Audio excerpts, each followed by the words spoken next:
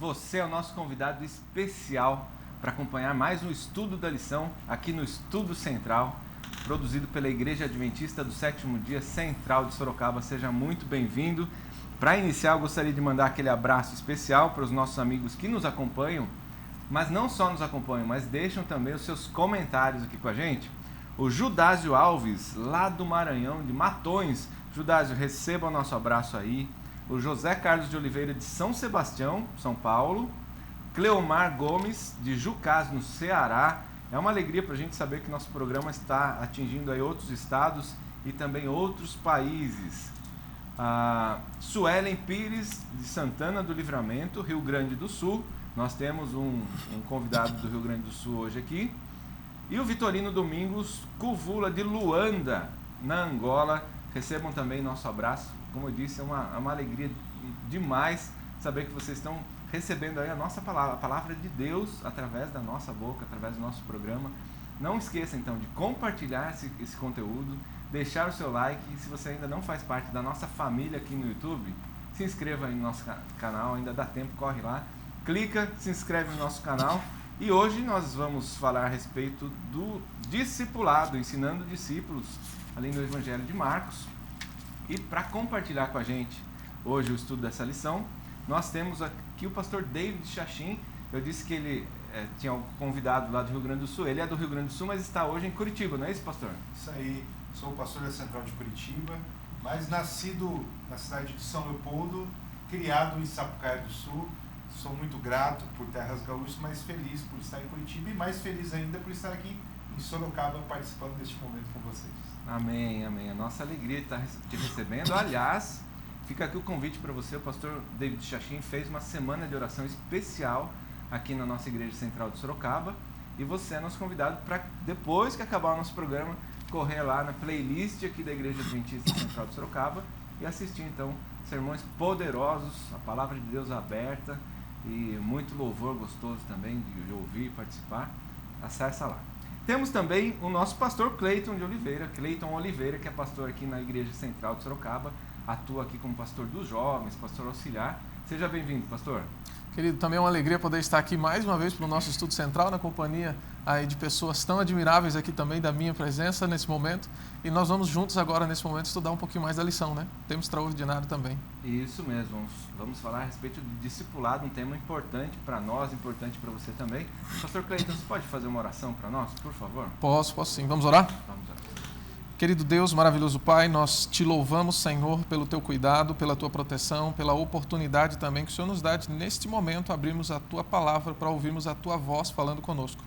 Que nós possamos ser desafiados nesse momento pelo estudo da tua palavra e que aceitemos esse desafio. Por isso eu lhe peço que o Senhor possa nos usar nesse momento aqui como instrumentos poderosos em tuas mãos.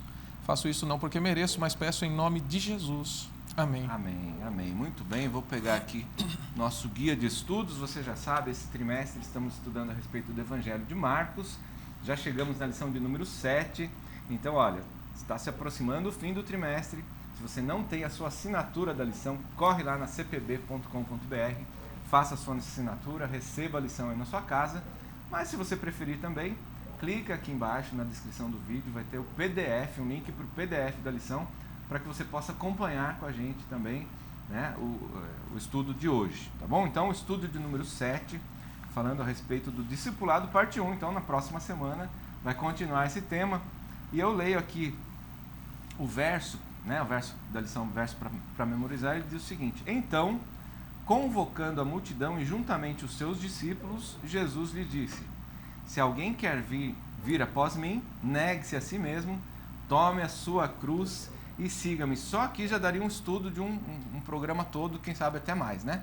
Porque quando Jesus diz assim, se alguém quer vir após mim, né, tome a sua cruz, negue-se a si mesmo, primeiro de tudo, né? Negue-se a si mesmo.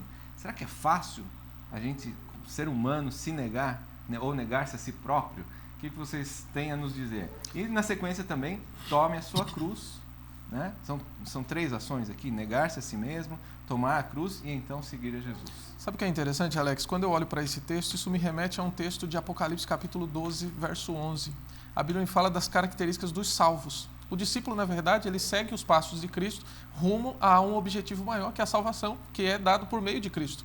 E nessa característica dos salvos, ele diz assim, eles o venceram por causa do testemunho que deram, do sangue do Cordeiro, né? Do testemunho que deram, e mesmo em face da morte, não amaram a própria vida. Sabe qual que é o grande desafio? Primeira característica ali, duas principais. A primeira, lavar e alvejar as vestes do sangue do Cordeiro. A segunda, não amar a própria vida, mas amar a vida que Deus tinha para eles. Negaram-se a si mesmos, corroborando com o pensamento do texto. Uma das coisas interessantes também é que ele não prometeu na jornada cristã uma vida muito simples. Por quê? Porque esse mundo ele é contrário ao propósito que Deus tinha dado inicialmente, né? Então, quando nós aceitamos o plano de Cristo, nós estamos vivendo na contramão do que esse mundo vive. Então, justamente, nós passamos por esses desafios. Então, ele fala, tome a sua cruz. E tomar a cruz, ela é um desafio muito grande. Muitos se perdem no meio do processo porque não estão querendo suportar o peso dessa carga. É claro que Jesus não vai dar uma carga maior do que a gente possa suportar, mas nós precisamos estar ao lado dele. Por isso que ele diz, segue-me. Se nós seguirmos a Jesus, ele vai nos dar a força suficiente para carregarmos a cruz, que ele mesmo nos ordena caminhar com ele, né? Uma coisa marcante da semana de oração, feita pelo pastor David Chachin, é que ele diz o seguinte, o pastor me corrige se estiver errado, eu sou, apesar de todas as dificuldades, eu sou o homem mais feliz do mundo. Agora, como ser feliz passando por provações, tendo uma cruz para carregar? Umas mais pesadas, né, pastor? Umas mais leves, mas como ser feliz nesse mundo? Mais pesadas e mais leves, mas todos são cruz, né? É uma cruz. E cruz é sinônimo de castigo, de morte, de pena, de sofrimento, de julgamento. Então, ali nós vivemos num período que Jesus veio, vinha de duas colonizações, o povo de Israel. De uma implementação de uma cultura helênica dos gregos, onde eles rompiam com toda a cultura local e implementavam o helenismo através da religião helênica, através da língua grega, através dos ensinos filosóficos. Então eles rompiam com toda a cultura local e aquilo foi absorvido pelo povo de Israel. Depois veio os romanos. Os romanos, a colonização era diferente. Eles permitiam que o povo local vivessem a sua cultura e a sua religião, mas eles tinham que adquirir a adoração ao imperador. Era uma das prerrogativas que eles tinham para permissão do povo local. Então, nós temos o povo de Israel que vinha já de um período, 600 anos antes, fugindo da Babilônia, onde eles perderam totalmente essa cultura. Eles tentaram se reestabelecer com a reconstrução do templo. O tempo passou, foram colonizados pelos gregos, perderam mais uma vez a sua cultura, novamente adquiriram de novo com os romanos, e ali, com os romanos, então, eles estavam carregados de falsos ensinos, carregados do próprio eu, de ações humanas. Agora chega Jesus, negue-se a si mesmo. Negue tudo que vocês estão vivendo. Esqueça tudo que você já viveu até agora, porque o que eu vou te ensinar é diferente. É diferente. Agora toma minha cruz. Então, negue-se, esqueça quem você é e tome a minha cruz. Eles não entendiam o que era a cruz para Jesus, porque eles entendiam que Jesus vinha para romper aquela escravidão e agora implementar a cultura do reino dos céus. Ele era o Messias.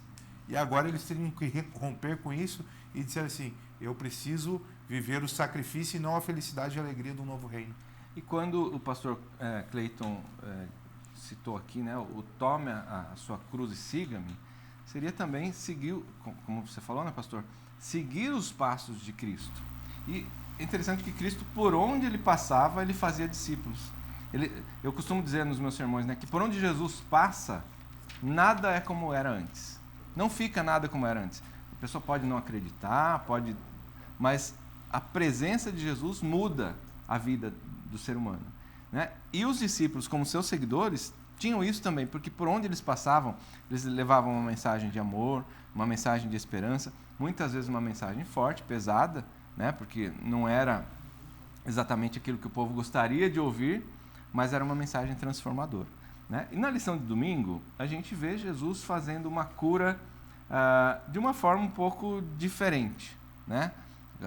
Primeiro que ela traz que essa cura foi feita em duas etapas, né? Eu gostaria que vocês discorressem para a gente a respeito dessa cura de um cego, né? Que Jesus curou com saliva e por que será que em duas etapas, né?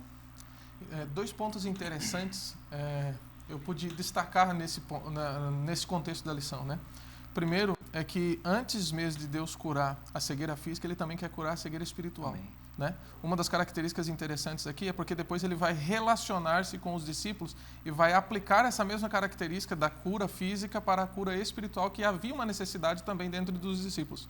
Segundo ponto, falando especificamente da cura ali, é aprender a confiar também nos processos. Porque às vezes nós queremos, e nós vivemos numa sociedade imediatista, as pessoas querem tudo para ontem, né? As pessoas já estão ansiosas, falam assim, quando que vai vir? Se você está ansioso para uma viagem ou algo assim, parece que você nem dorme direito, né? Nós queremos tudo para ontem.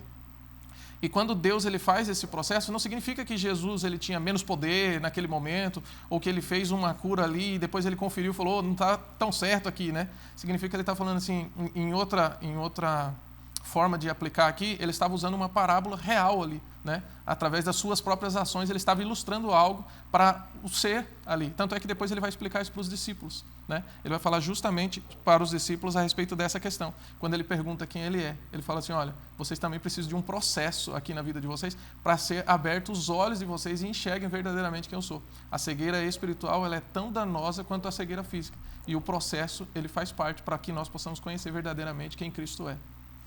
E aí fica aí também a minha mensagem para você que nos acompanha.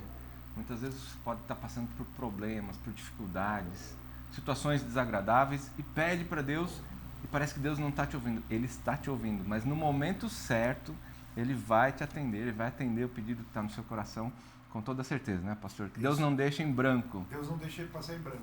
E Deus é um Deus didático, Alex. É incrível que pareça, o processo de discipulado no povo, com o povo judeu, existia 3 fases também. A primeira fase ia até os 5, 6 anos de idade. Eles deveriam decorar todo o Antigo Testamento. Então eles tinham um mestre, eles procuravam um mestre, e aquele mestre tinha que ensinar todo o Antigo Testamento.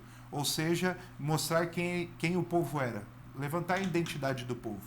E na segunda fase, até os 10 anos, eles tinham que saber quem Jesus era quem o Messias era e quem Deus era através dos profetas. E decorando toda a Tanakh, que é o Antigo Testamento hebraico, né? E depois, por fim, na segunda fase, eles deveriam saber palavra por palavra e responder às perguntas desse mestre.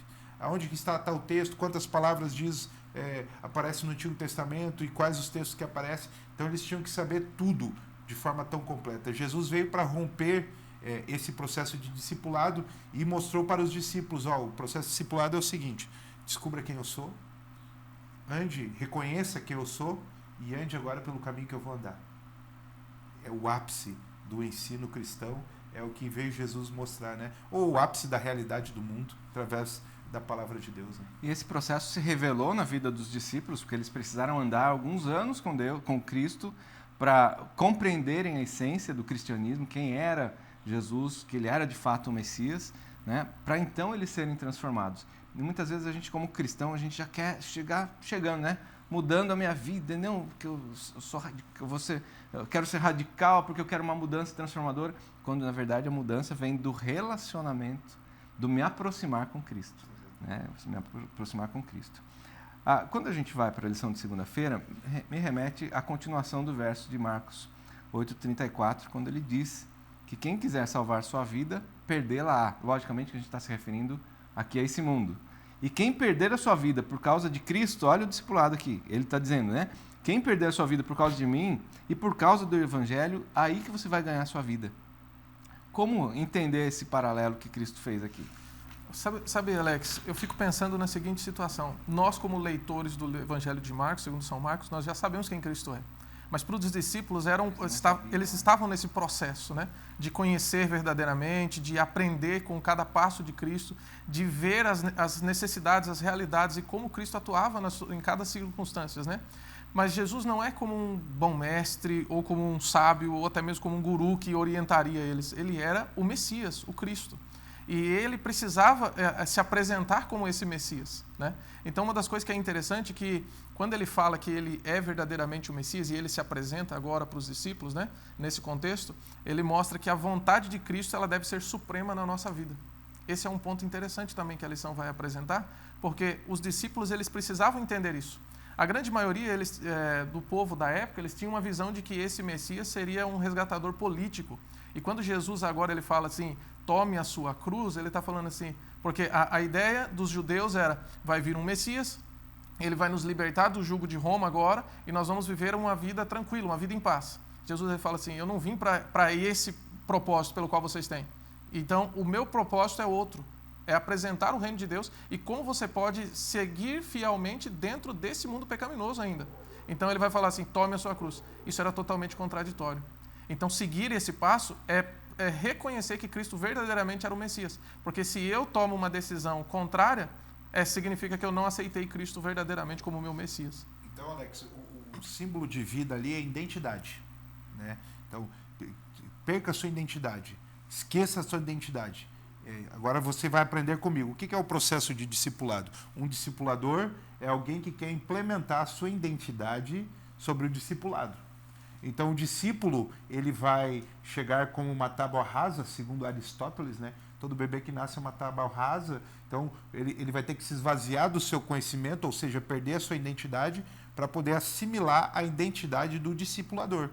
E ali eles vão ter que assumir agora uma nova identidade. Eles vão ter que aprender quem realmente é Cristo, qual que é o objetivo da vinda dele, para onde ele vai, e o que eles vão ter que fazer a partir do momento que Cristo não vai estar mais lá. Então, esse era o peso, o custo do discipulado, é se negar sua identidade para assumir a identidade de Cristo. É uma desconstrução, né, daquilo que eles já viveram. Tanto é que é interessante que, se nós olhássemos algumas lições passadas, nós vemos que é totalmente contraditório. Se, por exemplo, se eu fosse Jesus ali recrutando os discípulos, eu não ia pegar aqueles homens como Jesus pegou. Pessoas simples, né? Pessoas com as suas cargas, né, pesadas, né? Homens que talvez eram incultos perante aquela sociedade, alguns pescadores, homens mais rudimentares, né? E aí Jesus ele fala assim, agora você precisa negar tudo isso para você se tornar alguém que eu proponho para a sua vida. Interessante que logo depois, lá no livro de Atos, nas sinagogas vão falar, mas quem são esses? Esses não eram homens simples? Mas por quê? Porque eles negaram a si e começaram a viver os passos de Jesus. O poder e mostrar... estão falando que pregando a palavra. Justamente. Né? E ao longo do processo de discipulado, né, Jesus ali o tempo todo trazendo lições para os seus discípulos, houve um momento muito especial da transfiguração, né, em que Jesus se retirou um pouquinho ali do meio deles e ele foi transfigurado. Eles estavam vendo, eles estavam observando Jesus ali, na presença de Elias, na presença de Moisés. E aí, como é que foi essa experiência para eles? Eu fico pensando, né? Se hoje acontecesse uma situação dessa, como que a gente agiria? Né? Porque ali foi um momento excepcional, né? Mudou a imagem de Jesus ali. Como que seria? O que vocês têm para relatar para a gente a respeito disso? Então, Jesus havia predito, né, que alguns que estavam ali não iam morrer sem ver a glória, né? Então ali foi o ápice, né? Pedro, André e Tiago, né? Pedro, Tiago e João subiram ao monte junto com Jesus para orar, né? E naquele momento, no ápice, dois grandes líderes do povo judeu, o povo israelita, se fizeram presente ali.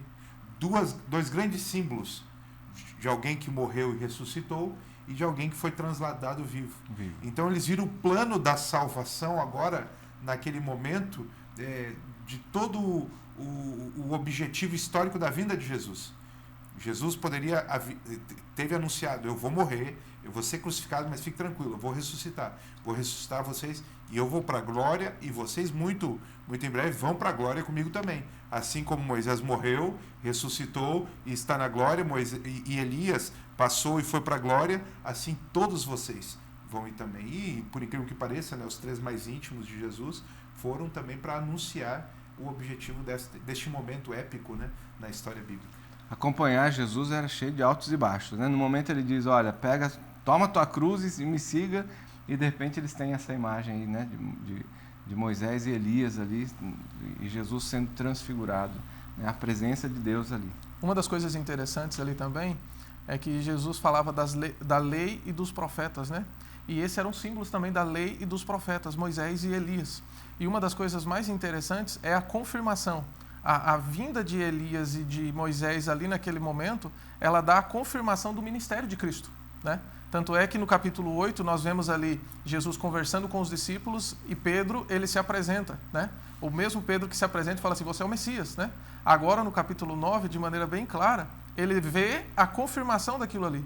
Por quê? Porque quando Elias e Moisés se apresentam ali, eles estão confirmando realmente o que Cristo tinha sido apresentado anteriormente para os discípulos. Uma das coisas interessantes é que o mesmo Pedro, impulsivo, ele fala assim, vamos montar uma tenda, vamos ficar por aqui. Porque o reino de Deus estava sendo apresentado. Sim. Né? Aqueles homens, eles representavam o reino. Não cabe nunca, né? Justamente, ele falou, vamos ficar por aqui. Jesus fala, não, calma aí, amigo, ainda tem um processo ainda. Lembra da cruz? Ainda tem um processo. Ainda vai acontecer, né? A cruz ainda vai acontecer. E é interessante, né? Como eu disse, dos altos e baixos. Logo na sequência, a lição e a Bíblia trazem para a gente os discípulos ali disputando um lugar no reino de Deus, né? Quem vai ser o maior? Acabaram de ter uma experiência ali fantástica da revelação de Deus ali na presença de Jesus e agora disputando o eu falando, né? Então, o negue-se a si mesmo não estava aqui, né? Eu quero quem é o primeiro, quem vai... Sabe, Alex, quando eu olho para essa cena, eu me recobro a situação de Marcos 9 ainda, na situação do pai que leva o filho possesso. E ele chega a Jesus e fala assim, eu roguei aos seus discípulos e eles não puderam fazer. E por que eles não puderam fazer? Talvez seja porque no verso 34 de Marcos 9 fala que eles estavam discutindo sobre quem era o maior. Eles estavam tão preocupados em querer ser o maior que não tinham poder suficiente para libertar aquele jovem. E essa é uma realidade que muitas vezes nós encontramos dentro do próprio contexto cristão. Muitos estão disputando cargos, disputando lugares ao sol ali dentro da esfera religiosa e acabam perdendo o propósito. Qual que é o nosso propósito principal? Salvar pessoas, libertar pessoas da opressão do mal. Então os discípulos naquele momento eles não puderam fazer porque eles estavam mais preocupados com o status, com o ser o maior. Esse é o grande X da questão. Será que o que nós estamos vivenciando? Será que nós estamos vivenciando o nosso próprio eu ainda? Ou precisamos negar a nós mesmos? Enquanto nós estivermos vivenciando o nosso próprio eu, querendo buscar cargos ou querendo buscar lugares maiores, e não estamos negando a nós mesmos. E, consequentemente, não conseguiremos fazer a obra de Deus como deveria. E como Jesus não perdia a oportunidade, logo veio uma lição, né? Quem quiser ser o maior no reino de Deus precisa servir. Precisa ser servo. Né? Precisa colocar o eu de lado, colocar o próximo, né? Amar o próximo como a si mesmo e servir. Então, e aí remete lá ao verso da lição, né? Na sequência de Marcos 8:34. Quem quiser salvar sua vida, quem quiser ser o melhor aqui na terra, vai perder. Quem quiser ser o maior aqui na terra, vai perder. Né? Mas Jesus ele deixa o exemplo dele, né? De serviço, o exemplo dele de se doar. E isso foi fundamental para eles aprenderem com o mestre como é que eu tenho que ser aqui nessa terra, servir, se doar, para então ganhar o reino dos céus. Se vocês tiverem algum comentário a respeito disso. Exatamente. Então, os discípulos estavam querendo o reino terrestre. Então, a discussão deles, porque o foco em Jesus, vou montar um cavalo branco, vou liderar um exército, vou libertar Israel para o estabelecimento do reino de Israel terrestre. Nova Canaã era o que eles queriam. Só que agora o foco de Cristo é, eu vou morrer. Eles não deram muita bola, porque tem uma frase ali na lição que eu gostei muito, até sublinhei, disse assim, notícias indesejáveis não geram discussões. Eles não queriam saber de morte de Cristo, eles queriam saber de estabelecimento de reino. Queriam saber quem vai ser governador, quem vai ser o prefeito, quem vai ser juiz. Eles queriam isso. Então, deixa a morte de lado, vamos falar do reino, né? Inclusive, tem até uma nota de rodapé da lição que eu também grifei aqui, que eu achei interessante. Ele diz assim, a ideia bíblica de grandeza ela é diferente da ideia do mundo. E aí vem uma pergunta. Qual das duas você busca? Né? A ideia de grandeza, Jesus ele fala assim, para ser grande no reino dos céus, o seu papel é servir nessa terra. Né? Porque o maior no reino dos céus é o menor, talvez, aqui na escala de serviço. Tanto é que Jesus ele não só ensina na teoria, mas ele se apresenta na prática. Né? E ele vai mostrar no processo, depois da Santa Ceia, lá à frente, como ele serve os discípulos. Né? Enquanto todos estavam buscando o seu lugar ao sol, ele está ali no processo de servir. E qual das duas nós estamos procurando? Né? Talvez seja um ponto de reflexão aí também para nós. Muito bem, nosso tempo está se encerrando, está terminando. É uma pena que teria muito mais coisas para a gente abordar aqui. Eu gostaria das considerações finais de vocês, por favor, pastor Cleiton. Queridos, quando nós olhamos o processo de discipulado, nós temos que entender que a grande característica do discipulado não é só aprender com Cristo e seguir os passos de Cristo, mas é agora aplicar o que Cristo ensinou para mim para a vida de outras pessoas. Porque se eu não sirvo, se eu não vivo aqui nessa terra para servir, alguns diziam assim, eu não sirvo nem para viver, né? Então nós precisamos viver uma vida de serviço. E essa vida de serviço está apresentada em todo o ministério de Cristo. Conheça melhor, vamos estudar mais e aprender mais sobre quem é Cristo, para que possamos ser verdadeiros discípulos dele, salvando pessoas para o reino dos céus. Amém, amém. Pastor David. E a conclusão final é muito legal, a lição de quinta, né? Tudo isso tem um objetivo, a salvação. E eu preciso me concentrar em me salvar e salvar a multidão que está à minha volta. Então, nem que para isso eu tenho que perder um braço, perder um olho, perder uma perna. O que é isso? É um estilo de vida a qual não agrega a Deus. Então, tire da sua vida para você se encaixar na vida de Deus. E claro que você vai perfeito para o céu. Não é para amputar nada. É para tirar aquilo que não presta e deixar de lado. Siga a palavra de Deus, busque a Jesus, tome a sua cruz, que é o melhor caminho a ser seguido. Amém, amém. Olha, se eu quiser ser o primeiro no reino dos céus, lá em Provérbios 15:33, a humildade precede a honra. Seja humilde, entregue sua vida nas mãos de Cristo, siga o exemplo de Cristo, que Ele nos deixou de serviço. A melhor forma de a gente se preparar, logicamente estudar a palavra de Deus, andar com Ele, a melhor forma de nós estarmos nos preparando para quando Jesus voltar, para todos nós estarmos prontos para irmos morar com Ele lá no céu. Pastor David, por favor, você pode orar para a gente? Vamos orar. Querido Deus, bondoso Pai, muito obrigado por este momento maravilhoso e aprendizado da lição da escola sabatina através das palavras do Mestre, nos ensinando a sermos bons discípulos. Nos ajude, Senhor Deus, a estarmos perto de Ti, a vivermos uma vida igual à Tua e enfrentar os desafios que devemos enfrentar, com alegria, com amor, com gratidão, porque sabemos que o final vai ser épico. Queremos alcançar as mansões celestiais. Por isso que eu te peço, nos mantenha firmes e fortes, porque queremos ser instrumentos Teus, em nome de Jesus. Amém, Senhor. Amém. E você, fica com o nosso abraço, fica com Deus e até o próximo Estudo Central.